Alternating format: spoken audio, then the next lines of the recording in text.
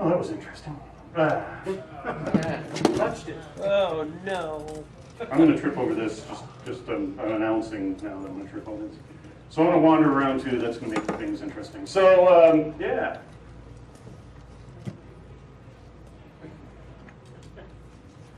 That's it, folks. Thanks for coming. Great talk, Jack. Outstanding. Love it. So, thank you. My name is Jack. This bar stool needs seatbelts. Daniel. We're here to talk about life, liberty, and the pursuit of happiness. For the English majors, that's the medial S, or long S. That's just me being silly. But what are we talking about? So we're going to talk about classic drinks, bitters, a little bit of Road Warrior survival tips. And I know I have a reputation for not always being the happiest, shiniest individual in the world. No. But it turns out that even I believe it's okay for you to be happy at times. Just don't get carried away. We don't need any more shiny, happy people. But we can have a little bit of fun occasionally, like when we Hacker Summer Camp this week. And sometimes it's just to minimize the suffering. And about that, I am not an expert. I am an amateur who enjoys what I do in many ways. Another one that has to be here is the disclaimer. I am not naive about alcohol. I drink too much. I don't drink so much that it creates problems for me. I can quit for a month at a time if I want to give my poor liver a break, and I do. I do not drink to excess at home. One of our challenges in past research on stress and burnout has been alcohol.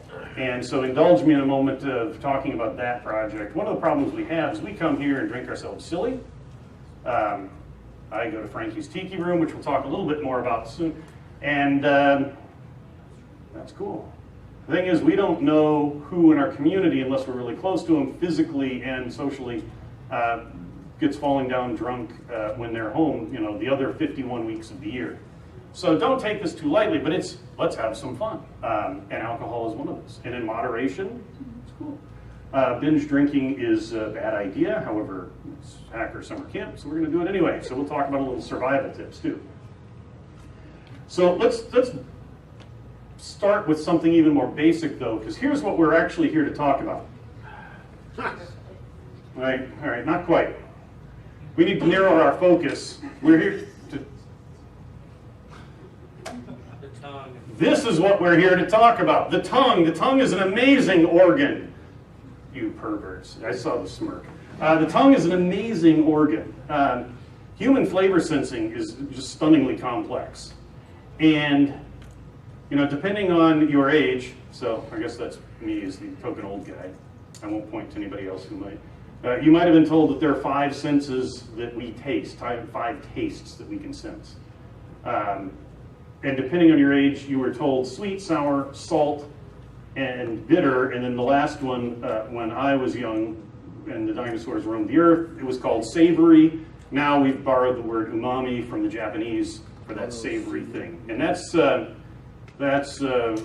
MSG is in foods, because that actually lights that savory thing up and accelerates it. You see tongue maps. You may have done this in school where they put different flavors on different parts of your tongue. If you look at a couple of them, you find that they're not all the same because somebody did an experiment. They got it. Well, it turns out we're all different, right? Anybody taste saccharin and get that nasty aftertaste or stevia? That's hereditary and it's different. So take it with a grain of salt. But there are different things that happen. Different parts of your tongue are a little different. But the idea is they're different pieces of a flavor profile. And what we're talking about is gaining a balance of flavor. And where do you go with it? Well, let's talk about how can a lot of people that aren't into cocktails don't want all the muddled flavors and whatever. But that's because there are a lot of people who make bad cocktails. That's fine. Don't drink them if you don't like them. However, a good cocktail may change your outlook, and you may find the ones that you like. But the idea is balance. So let's talk about like food. I don't like complicated flavors. I like really simple flavors.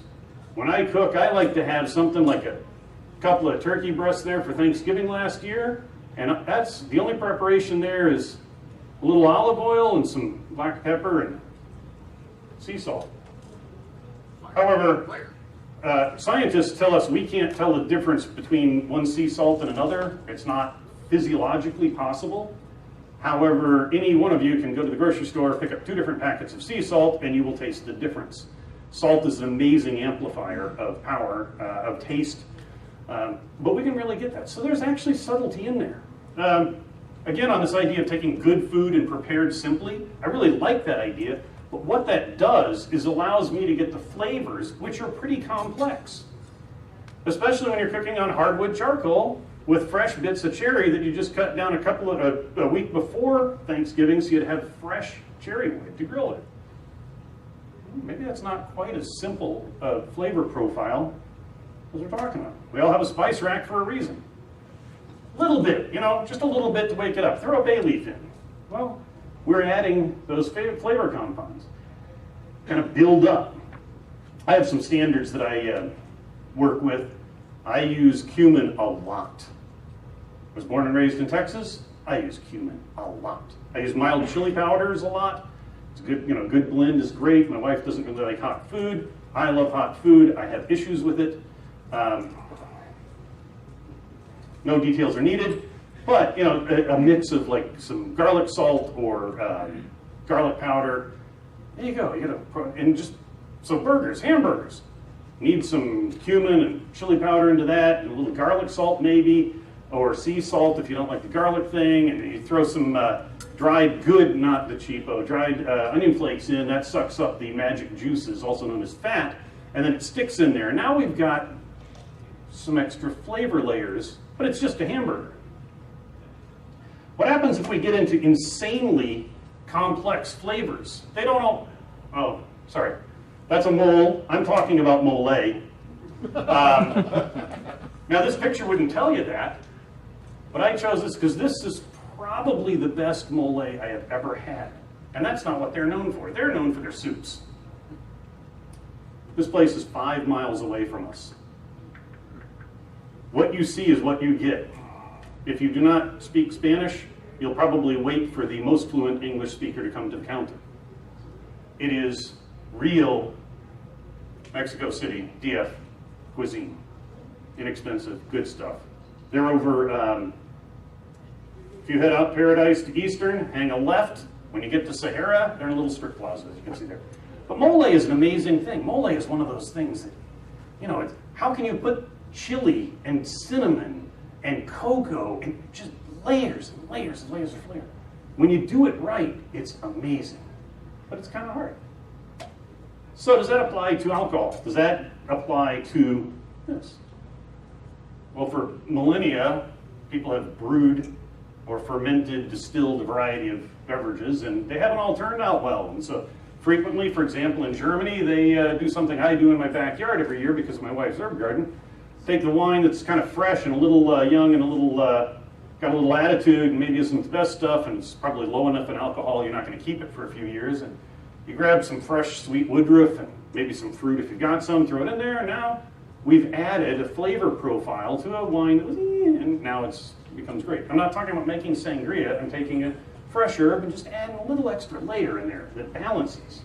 So the woodruff has a sweet edge, but it's also woody and got a little bit of zing to it. And so the strawberry offsets that. So it turns out that applies to more things. So we're going to talk about bitters. Bitters, as most people know, start out as an herbal medicine. Snake oils. Some of them actually did you some good. One of the things that they did, a couple of things we'll talk about. They made some promises that weren't necessarily great. Bitters, we'll discuss why you wouldn't really take bitters for your liver. Now, one of the things about those, the ones that stuck around are the digestives class of bitters, sometimes used as flavoring agents, but they're really something that you take. And there is one that's readily available now. It's called Underberg. It is a punch in your mouth. It has an anise or licorice flavor that will really, really wind you up. And then After you recover from the shock, it kind of goes away, and the next thing you know, maybe you'll be able to go out with your buddies after all. You know, that overly large meal, that Vegas meal that you've had, that's actually something that happens. It is an experience. It's a pretty interesting experience if you've never tried it before, because this week is Hacker Summer Camp. If anybody ate a little too much for lunch, you're welcome to come up and try one if you're brave enough, or if you see me around, I'll keep them in my pocket. I do have a request. If you grab one from me, please do give me the bottle back with the cap, because if you save the caps, they give you cool stuff. They have like the drunkard's belt, as I call it, which is a leather belt with bandolier type belt for the bottle. For putting the bottles in. And it's a little one. You take it all in one shot. You could use it as flavoring agent. You would regret it.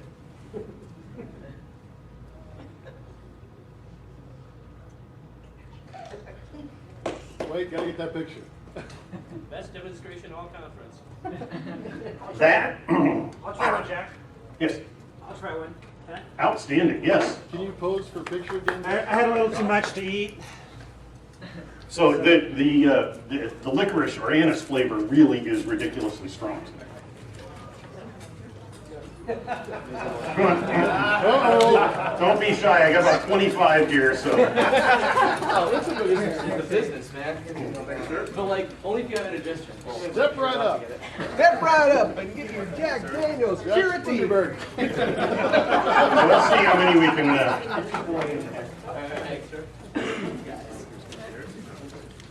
Yeah, excellent. You know, yes, absolutely. So maybe I should have gotten the 60-pack. Who would have thought that people 2 days into a week in Vegas would have already been in need of a digestive? It is. It is pretty powerful stuff. It actually does. It actually you recover pretty quickly. I think the worst thing about it is the bottleneck is so small. You just have to suffer, and I think that's intentional because Underberg, that sounds German, and they like people to suffer. You're not living if you're not suffering through the fun. So there we go. Can you pose for us with this bottle? With the, I missed the action shot. I was trying. So thank you. Just for posterity's sake, proof. Brilliant. Thank you. I'll make sure you get a copy. So this is what bitters started life as. This is the most commonly available of the digestives still. One of the interesting compounds that's in there, that's in a lot of bitters, is that, look, it's science, right? This is science. That right there. This is Gentiana lutea. Gentian root is normally what is used for this. The root is used, but gentian is a plant that is just full of bitter glycosides. Science. Doesn't really matter what they are. Amarogentin and gentopyrrocin. But these are really common. So they're in there and they actually do they do something. They're not going to make your liver better. They do something. So let's talk about modern, just throw it in there. Let's talk about what we all know about bitters. Yeah. So if you have ever seen bitters, you've seen things. Look, I have props. We've all seen these. Interesting thing about this, this is like a trademark now. I don't think they've actually trademarked it. I think they encourage bogus stories about why the label doesn't fit properly. They were in Venezuela and now they're in Trinidad and Tobago. My guess is they're just on island time, and somebody ordered bottles, somebody ordered labels. They didn't talk to each other, and it became. But it works. And they made a big order of both, and it sort of became the trademark thing, identifiable. But there's that. This is the one we know. This is everywhere. This is behind every bar that you go to. If they don't have at least a bottle of this behind the bar. Stick with the PBR and make them open the can in front of you.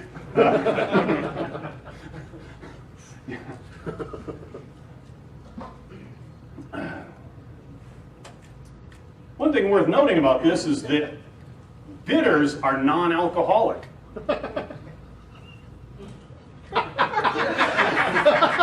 Bitters are non-alcoholic. That's almost 90 proof. Non-alcoholic. They're a food additive, like vanilla extract and other extracts. So they're categorized as food. Depending on where you live, you may find that you can't get bitters at your liquor store, depending on regulations. I think it's the Bitter Inn that just split their business up. They had liquors as well as bitters, and they split the company into two because they had a continuous battle of people that they sold to food distributors, liquor stores, and not always the same. So it is a food additive. You may find that you can get an assortment of bitters in some places. I can get Angostura and another version of this at my local grocery store, which sucks. So if you have a good one, you might be able to get a little bit more. But this is the standard. Some people frown on this because it is common. It is common because this has survived over a century. It's pretty good stuff. It's not the only thing in the world. So some years ago, oh, that's a close-up of the bottle. Jack, you should wash that bottle off. That's unsanitary. Yeah, no, this stuff stains like you wouldn't believe. Be aware of that. In the gentian, because we've got a lot of alcohol, we've got all sorts of interesting agents. It stains like mad. You can make other people in your household unhappy with you when you spill it. I've heard that if you're the tall one of the pair, so you always keep the bitters on top of the refrigerator and don't pay attention to how close to the edge of the door, and when when somebody opens the door and a bottle of bitters this size explodes on the kitchen floor, someone might get unhappy. Bob's wife. Bob's wife. Bob's wife. So let's get into advanced bitters. Let's talk about that. So we have the basic one, and it's good for all sorts of, you can make a solid old-fashioned, a lot of basic drinks with that, and some not so basic ones. Angostura, a couple decades ago maybe, not quite 2 decades ago, reintroduced an orange bitters. This you can find at big supermarkets. You should be able, anybody that's carrying bitters will probably have both. You'll probably only get a small bottle. That's all right. Any of the citrus bitters it's the power of citrus oil, bittering agents, and alcohol. Be very sparing with this stuff. This is fiery. So let's talk about more bitters. The foundation, don't go crazy. You don't have to be an idiot and go on Amazon and spend a lot of money, but if you were going to, you'd maybe go to the grocery store and get yourself some orange bitters. And maybe you're from the South, maybe you're from New Orleans, maybe you've been to New Orleans and you're fond of Sazeracs. Not to be confused with Sazerac rye or Sazerac. That is an ingredient of the national drink of New Orleans. Peychaud's bitters, bright pink. It's milder bitters than Angostura, and it's what gives the Sazerac that bright pink color. And it's got a different flavor. It's a very different animal, a little milder, a little sweeter, but it is only 70 proof, but non-alcoholic, right? It's only 70 proof. Then what happens? I don't know. You get crazy. So maybe you make your own. We'll talk about that in a minute. But if perhaps you're looking for an excuse to expand your bitters collection, and you know that Hacker Summer Camp's coming up and you're not going to have time to make enough to share, you might go on Amazon and order the 12-pack from Fee Brothers. You'll note these haven't been opened. I'm here till Tuesday night next week. We're friends. They're liquor stores. Just saying. So there's some weird stuff in here. Rhubarb bitters. Let's go through them. Peach bitters. You know what? Maybe we're not talking just hard liquor. Peach bitters. That could wake up a sangria that wasn't quite doing it for you. What else we got? Orange bitters. They're orange bitters, West Indian orange. It's a little edgier, I think. Celery bitters. Wow, celery bitters. Just a dash of that and a Bloody Mary might wake that up, huh? Mint bitters. Bitters, there's another scary one, mint. Mint and alcohol. Forget mace, that's stuff will knock you over. Cranberry bitters, you know, so you can, so what do you do with cranberries? You're Cape Codder, you know, you put a little zing in them. So anyway, there are a bunch of different things that are readily available. Let's talk about weird stuff. Aztec chocolate bitters. That's kind of interesting. What would you, that's something you could only stand up against a decent tequila. They have one specifically for old fashions. Grapefruit, yeah, but I mean, these are just right on cherry. I'm trying to remember what the last one was. Black walnut, there's an interesting one. Black walnut's one that would probably stand up pretty well to a good bourbon or rye, I think. And then if we go even further, thank God some people's wives don't see how much they spend on Amazon at dinner. As if that chocolate wasn't enough, we're back to my friend Mole. Think about a Mole bitters and a rum with a little body, or a tequila with a bit of body. That's some crazy stuff. If anyone's interested, after this, I do have to run to the mentorship track. But you know, maybe tomorrow we'll sit around with glasses of water, put a little drop or two in. If you want to taste, we can play. So that one, so they're readily available. You can buy them. What? Is that always true? No, there's a bitters explosion going on. Right now. In your mouth? Yes, actually, as those of you who tried the Underberg know, it's not quite gone yet. And I'm washing it down with something brown and strong. So making bitters, let's talk about this. I have some bitters that I would like to share with you. However, after 2 attempts at getting the Angelica root shipped to me, where it seems to get intercepted because there's probably a really stupid drug-sniffing dog at a postal facility near the place I order my bitter supplies, because 2 shipments now have been lost. I don't have any to share.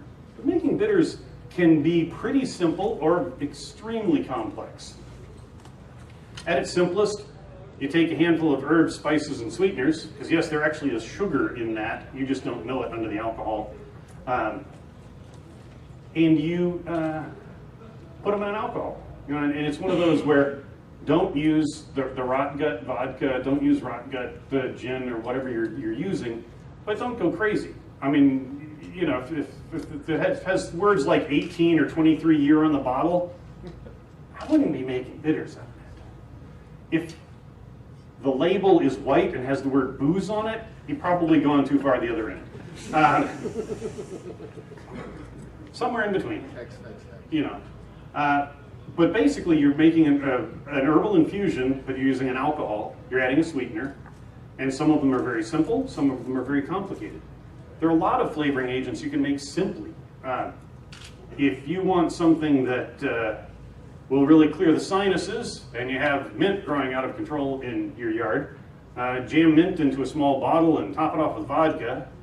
And as I said, it doesn't take much of that to wake up iced tea. I mean, it's not enough. You'll never put enough of that in to get a buzz out of, but your iced tea will clear your sinuses and wake you right up. I mean, that's as simple as it gets.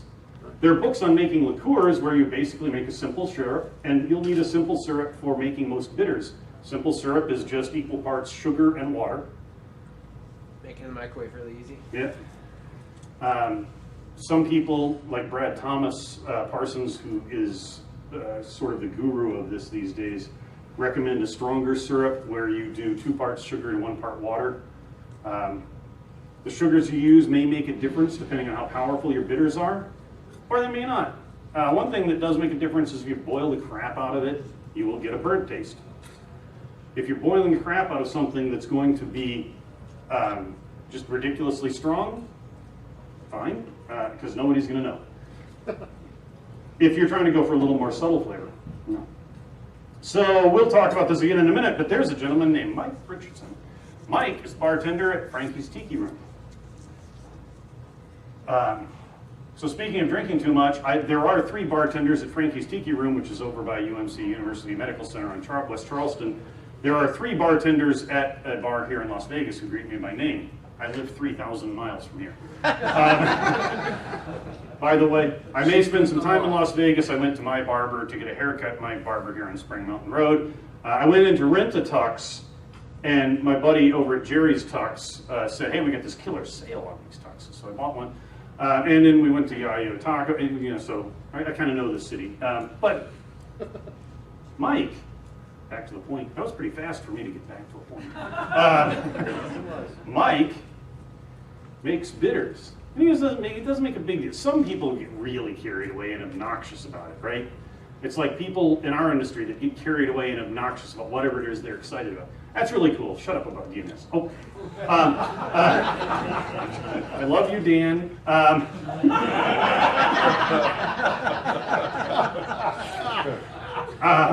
No, really, I do. But you know what I mean. Some people get a little obsessed. It's all right to get obsessed.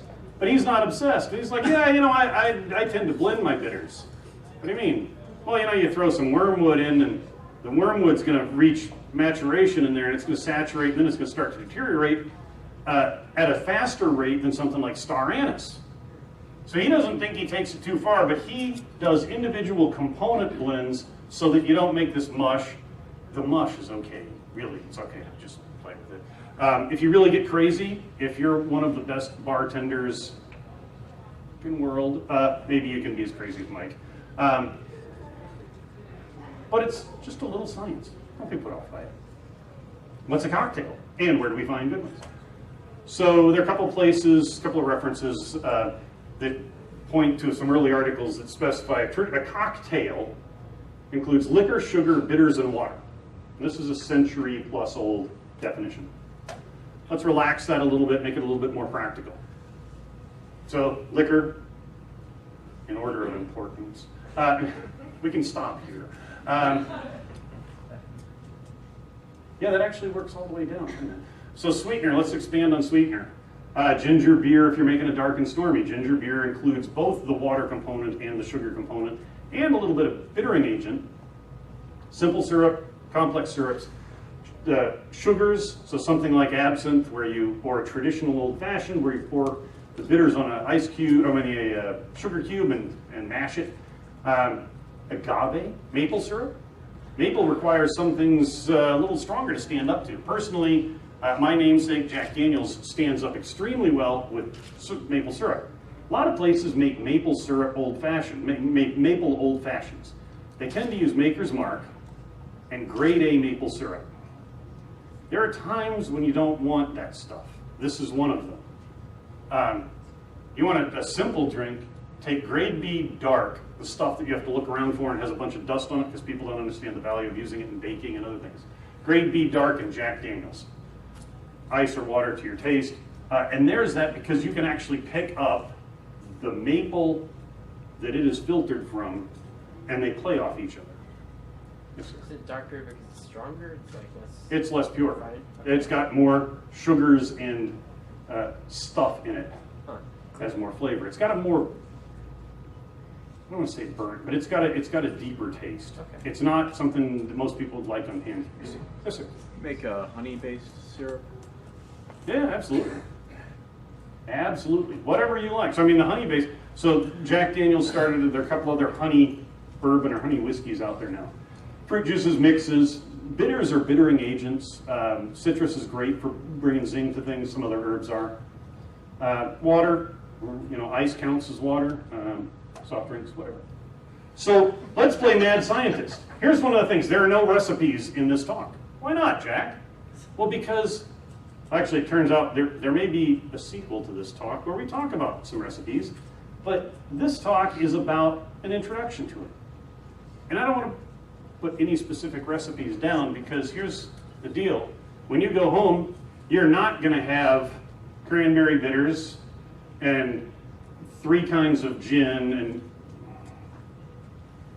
liquor, sweetener, bitters. Think about whether or not they might work together. Experiment. If it takes you 2 or 3 or 7 tries to get it right, it's okay, as long as you're not driving. Yeah, exactly, Mike. Play with it. That's fun. That applies to making bitters too. It's okay to screw up. If it tastes really nasty, don't drink it.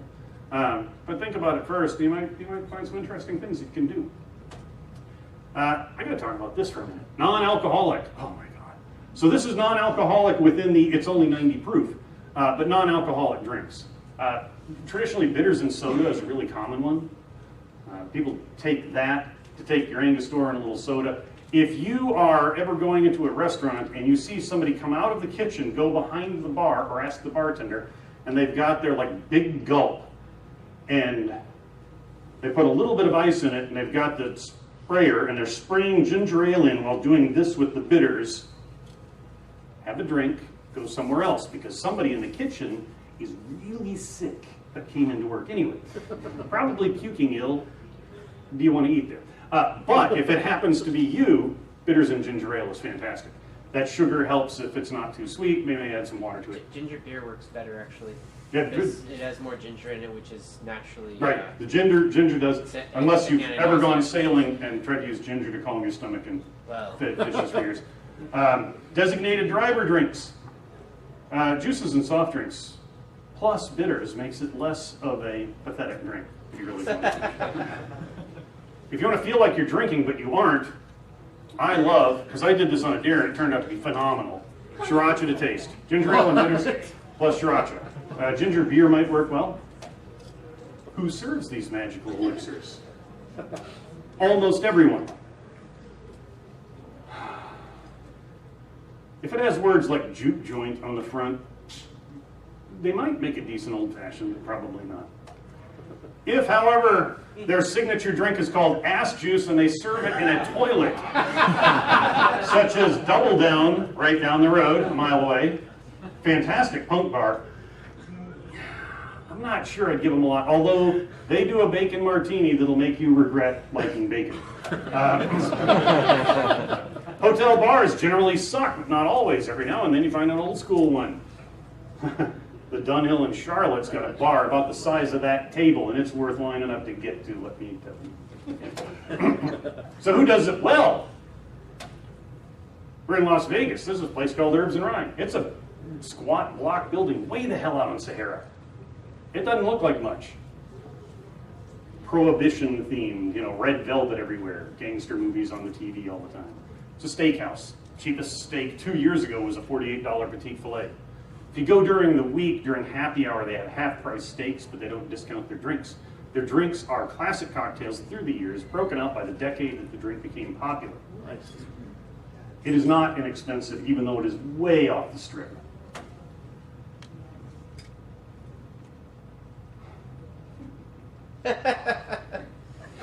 Frankie's Tiki Room is simply amazing. They serve you things like this, but it really has layers of flavor that you get to. Have you been to Smuggler's Cove in San Francisco? I have not. Next time you're there, you need to. So you go there and you find something that's promising and you order some drink off the menu, because first of all, order drinks like you know what you're doing. If you have a specific beer, if you ask for the beer list, don't say, what do you got? You trust your bartender. If you think they're good, they'll make you something interesting. Oh, detour. This is going to be quick because we're running out of time, but let's talk about ice for a minute. This is often your best friend in the hotel. You know why that is? Because the hotel is fed municipal water, which sucks. But there's this thing over there on the side. If it's a decent hotel, what the hell's it? Oh my God, that's a multi-stage filtration system. The water that you get out of there, if this is maintained, actually gives you good cold water. If they're poorly maintained, they're full of mold and they'll make you really regret doing it. However, it may not be any worse than the municipal water. That ice, if you have in your room, when it melts, this is amazing science, when ice melts, it turns into water. You can drink that. Witchcraft. So if What if I Prove it. boiling? yeah, so actually we're going to talk about that next. Ice your sports drinks. So I'm a big fan of Gatorade as a preventative. We'll get to that in a minute. Ice everything to cut down the amount of sugar you're sucking in, unless you're trying to, get even worse.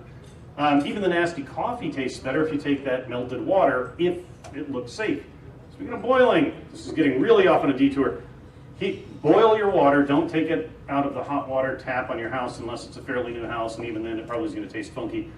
Boil your water if you're trying to make cool ice cubes, like a really big block ice cubes for old fashions, or you've got your Darth Vader head, ice cube tray from ThinkGeek or whatever. Boil the water, drives the oxygen out, let it cool, make the ice with that. It's not going to be perfect, but it's going to be a lot clearer. It's going to be distorted less. You're going to have Gooder. Before we leave the hotel room, this is just generic stuff, especially if you've been drinking. So you realize at 3 in the morning, I mean, you don't have to get up for 2 hours, and you need to hydrate yourself. The biggest glass of water you can find, just a little bit of sugar will keep it from coming back up if you can't do it. And tea, and I'm a coffee fiend, but you'll notice I'm not talking about coffee because you need just enough caffeine to minimize the headaches. But if you try to do a heavy dose of caffeine when you're hungover, you're screwed. Hydration, hydration, hydration. We're in the desert. This makes this more important. If you can handle, especially preventative, a banana's got enough potassium, water, there we go, we're in good shape. Really preventative, sports drinks, too much sugar, but that's a good option. Frankie's, there's a Rebel gas station next door. You stumble out of Frankie, you tell the bartender good night, tip well, have them call you a cab, walk next to the Rebel gas station, get an armload of Gatorade, drink one as you walk back to the cab, drink one in the cab, drink one on the way to your room, and then you have one to sip overnight. It's only a gallon of Gatorade. It'll guarantee you don't oversleep because your bladder is going to say, hey, dumbass, get up. And it makes life better because it's not just your head and stomach that want to kill you. The bladder joins in, kind of spreads the load out. Recovery, sports drinks, maybe watered down some. Juices, watered down, not too sugary, not coffee, or maybe just a little bit. Serious recovery. Here's the problem. You need to know this in advance. Pedialyte is what we give the kids. Well, it turns out just getting a little bit of Pedialyte in you will probably get enough salts in you that you can hold some water down. The problem is that when you're at the I need Pedialyte stage, you're probably not going to be able to go out and get it.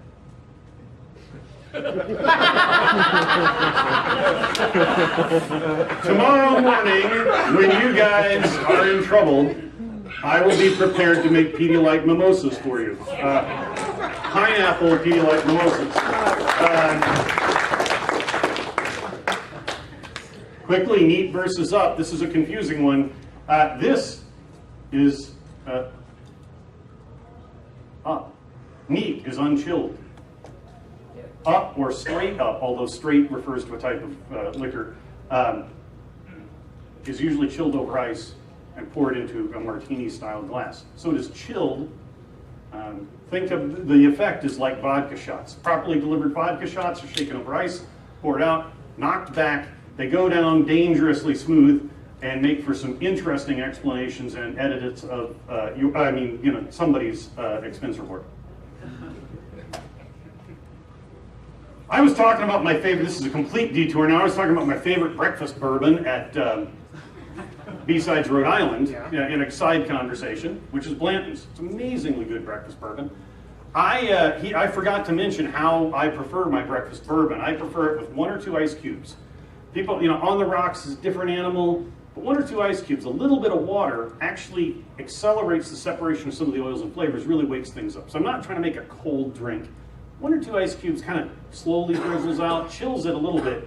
I got an email from this gentleman who I will not name, has said, here we go, I took your advice, am I doing it right? No. So what do we read? So I haven't given you any recipes. Kingsley Amos's Everyday Drinking, the current version, is a compilation of his books. When he got old, his drinking caused some problems for him. Maybe he died happy, maybe it was art.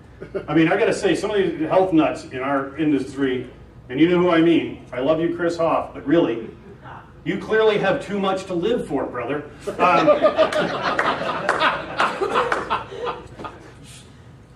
That's a good book. One of the greatest tips here is, if you're having a party, quantity over quality. Now, if you're doing a bourbon tasting or a single malt tasting, you go there. But if you're just having a party, get the mid-level stuff and don't run out, right? You'll find plenty of amusing ones. Tequila Mockingbird, that's English majors who don't loathe puns, which is both of them. I expect you'll find this under the counter at Starbucks as they're working on the Great American Novel. But anyway, there are all sorts of things. The book in the middle is highly recommended. The most recommended book here is not here. Some dumbass forgot to throw it in his backpack. The bitters book, though, is Brad Thomas Parsons. He has really documented this explosion, re-explosion in bitters. It's actually 2 pamphlets and a small book.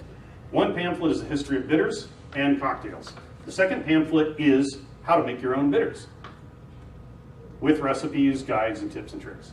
And then the smallish book is a bunch of notes and classic recipes. Great book. Frankie's Tiki Room. Have I mentioned I like that place? They have a book out now, 77 of their drinks. You will not think about tiki drinks the same way when you see how much effort goes into the drinks that they make at Frankie's. It's phenomenal. I've only been there the past 3 nights, but then again, I've only been in Vegas 3 nights. With that, we are out of time. Shameless self-promotion. Some of you know that I occasionally get pissed about something and rant on my blog about information security. I'm on Paul.com podcast, where we occasionally always drink a lot. Then I am sober for the work podcast on Twitter. But this is the one that gets updated even less frequently than my other one. However, when I find interesting places, I often write about them there. And so you will find commentary about Frankie's. There's a commentary, since we have half a second left or something, right? Place called Firefly, a tapas bar down the street. The tapas sangria, phenomenal place. 300 people got sick from food poisoning a couple of months ago. They shut down, they inspected it, they got all sorts of violations. They moved 2 doors down, invited the health inspector to basically camp out and beat them with a stick if they did anything he didn't like. I've yet to go. Yeah. Half-price pitches of sangria. The reviews are really solid. The past couple of years, they've been a staple of mine. So I haven't updated that. That's one that's on the blog in Vegas. Herbs and Rye, Frankie's Tiki, great places to get classic drinks, and not what you might think of as classic drinks. There might be somebody sitting in the front row with a camera who can tell you that they can do surprising tiki drinks with scotch, single malt.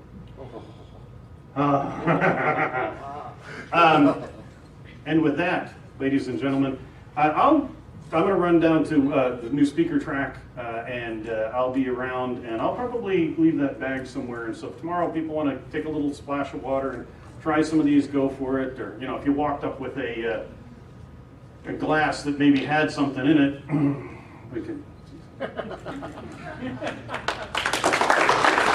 you.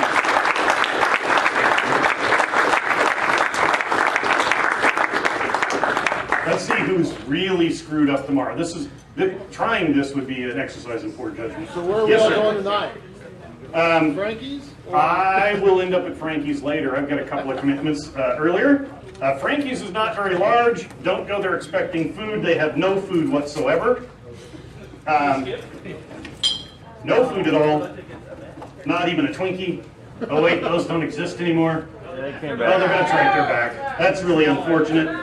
You've got a truck full of you. And with that, I'm going to pack up and get out of the way.